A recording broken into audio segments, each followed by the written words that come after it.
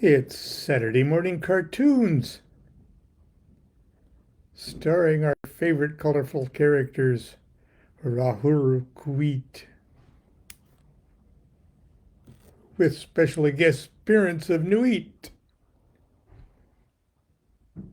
and her counterpart, Hadit. And the reason that we're discussing the equinox of the gods is because today, March 16th, is the unofficial kickoff of the High Holy Days of Thelema. When I say unofficial, that's because I guess we could say the official ones are the holidays that are listed in the Book of the Law, a feast for this and a feast for that. But if we would look at the chronology of events as is kind of outlined in the Equinox of the Gods, at least the Equinox of the Gods was intended to offer a background of the amazing events that took place 120 years ago today. Is that right? 1904, 2004, 24. Yeah.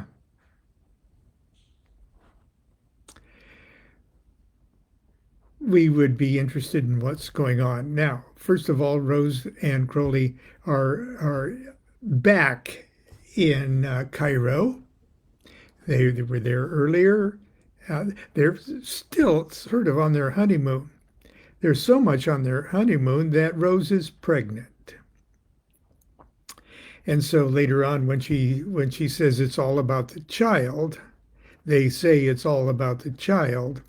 You can't really ignore the obvious of a psychic woman saying it's all about the child. Well, it may be about the child Horus, uh, uh, but there's also a real life child involved here, and all of the psychic, hormonal, everything that goes on with the psychic nature of a woman in her condition, which of course I can't identify with or fully understand.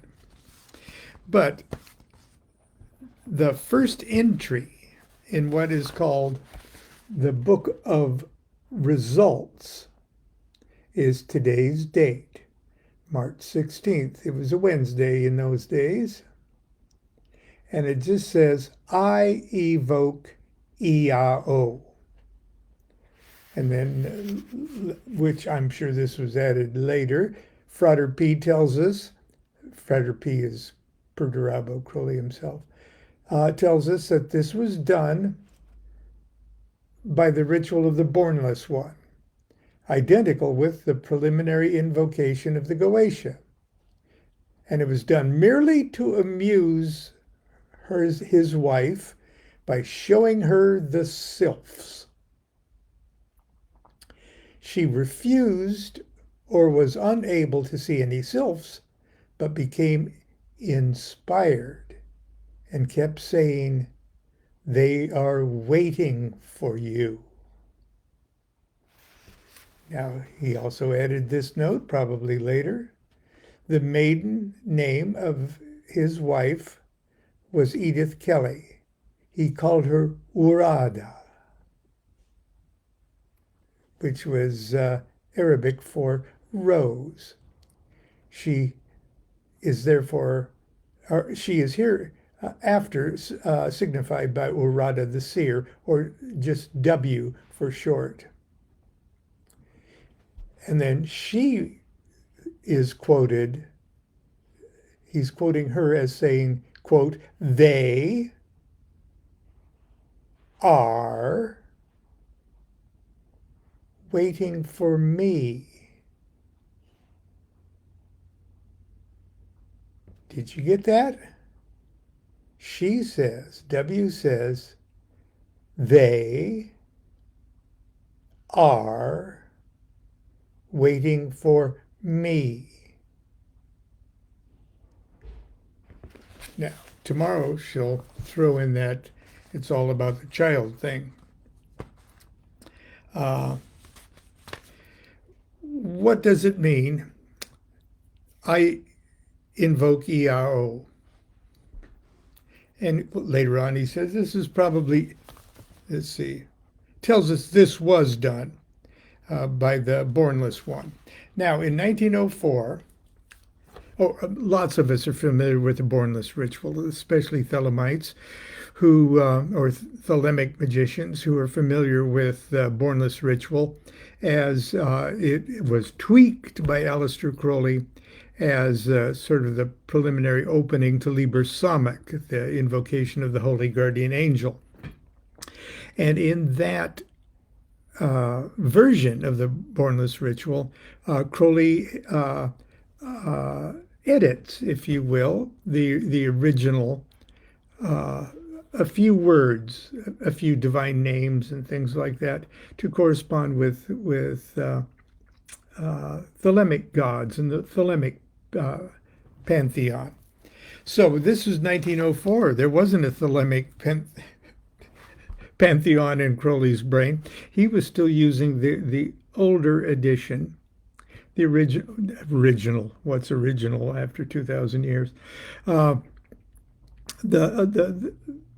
version used by the Golden Dawn and other late 19th century English-speaking magicians. Also, IAO. Why would Crowley be invoking IAO just sort of out of the blue? Now, IAO is a Gnostic divine name, okay, but it's made up of the letters I, A, O, supposedly standing for Isis, Apophis, Osiris, IAO. Now, that's a holy trinity, okay? It's a holy trinity, not only in the Egyptian way of looking at things, but it's a holy trinity of a cycle of existence, a very high, one might even say supernal formula of existence. And the idea being Isis is the goddess of life and birth and things. Isis holds the baby Horus just like Mary holds the baby Jesus on her lap. Apophis, depending on it's her brother. It's the whole thing's an incestuous romp. The Apophis is the destroyer. Okay. So it's Isis, life, Apophis, destroyer, and then Sol or Osiris, slain and risen. So it's a cycle, and that cycle repeats: birth, destruction, resurrection, birth, destruction, resurrection. And that formula, that supernal formula, grows out of a more elemental formula, which is sort of like the lower octave. But as we're building ourselves up to identification with that supernal IAO-ness, we got to start somewhere. So we start on something even more fundamental and understandable as the four directions.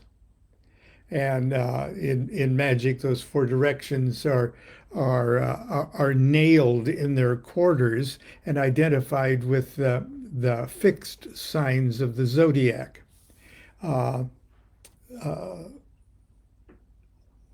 Leo, okay, and Scorpio, and well, you know. So that's where we get this analysis of the word INRI that we see on the big barbs of the Rose Cross figure. INRI. But that morphs, it crosses a little abyss to become the EAO formula. And when he says invoked EAO, it could have just as easily been, or he may have also incorporated in his ritual here to get Rose to see the sylphs.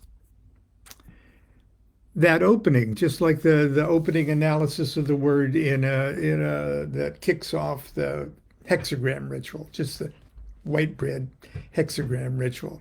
It starts with the magician holding his wand.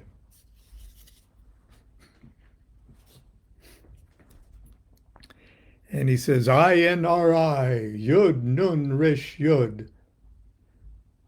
Virgo, Isis, that's the I. Virgo, Isis, mighty mother. Scorpio, Apophis, destroyer. Sol, Osiris, slain and risen. Isis, Apophis, Osiris, okay. EAO.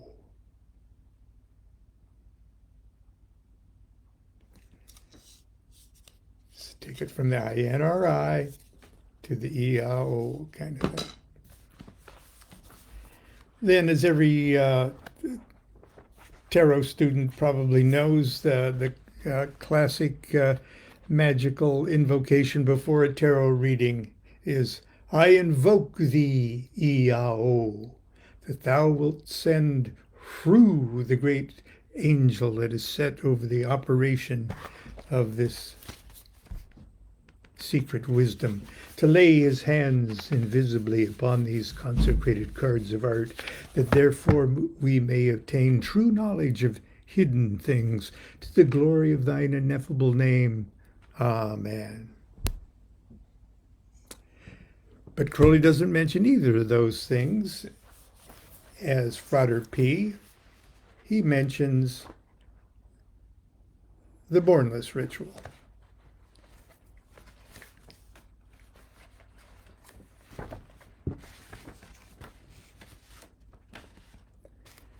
Now, the Bornless ritual is practiced in the late 19th century, early 20th century. Golden Dawney kind of magicians use the fragment of a Greek document, and so the divine names and things like that were almost comically corrupted Greek renderings of Egyptian, like Ptolemaic era Egyptian magic words. So here's how it probably would have sounded when Crowley did it for Rose. Thee I invoke, the Bornless One. Thee that didst create the earth and the heavens, thee that didst create the night and the day. Thee that didst create the darkness and the light.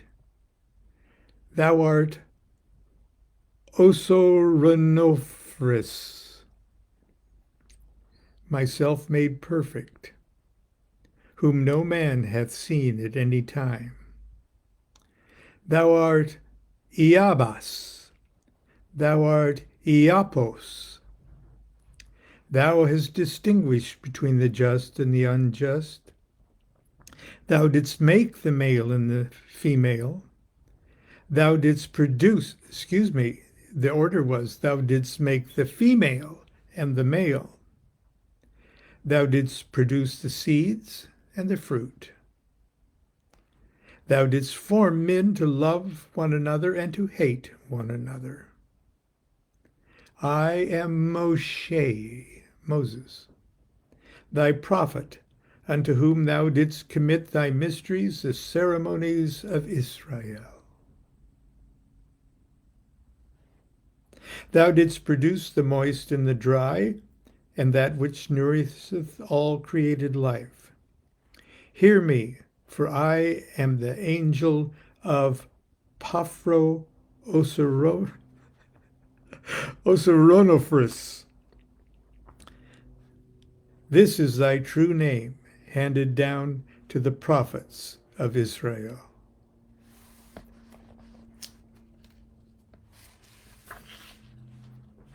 And he goes to the east, goes Widdershins to the east, or counterclockwise, makes invoking pentagrams of spirit and of active spirit and air with appropriate signs and sigils. Hear me. And there's a set of barbarous words of evocation. And this is what I believe was Crowley's intention, or at least partially his intention, to get Rose in an altered state of mind. I'm sure they were already altered a lot. His diaries say that he took lots of stuff, you know. But the barbarous words of evocation are so irrational in their sounds that they stone you. They get you in an altered state of consciousness that eventually magic does not seem like an irrational thing at all. And so these barbarous words are associated with the elements in those four quarters. Arthiafo reabet, athelaberset, belatha, ibiu, ibiu, phi theta soe ib theavos. Okay. So anyway, that is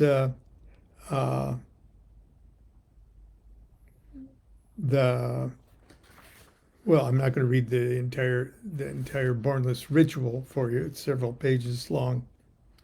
But it ends up with this.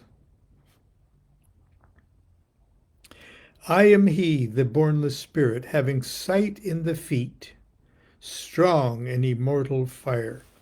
Now, remember, in a good, proper evocation or invocation, you start by saying, oh, thou art this, and thou art the biggest thing, and the smartest thing, and the wisest, and the most super, and all of the things that you say thou art at the beginning, at the end, at the closing of an invocation, you say basically that same thing, only you say, I am, because the invocation is complete when you are speaking with the voice and from the position and from the self-identity of the deity that you're invoking.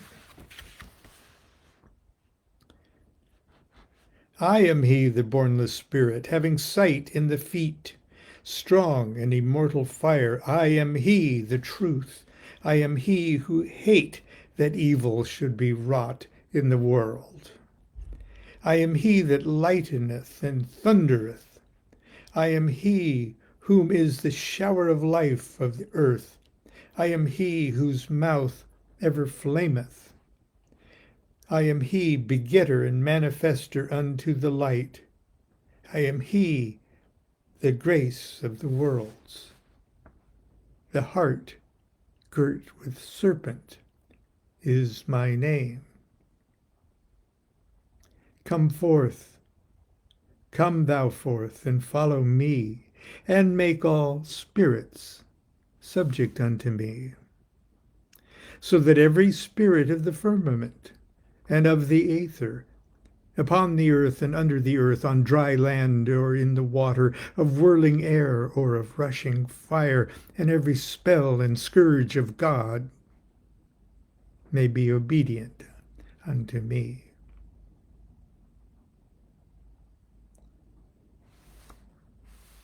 IAO, Sabao. Such are the words. And at that, Rose fell into a bit of a swoon and said, they are waiting for you. March 16th, 1904, Cairo. We'll take a look at what happened on the 17th for Sunday school tomorrow. Until then, continue to be good to yourself, be good to each other. They're waiting for you too. Do what thou wilt shall be the whole of the law. Love is the law, love under will.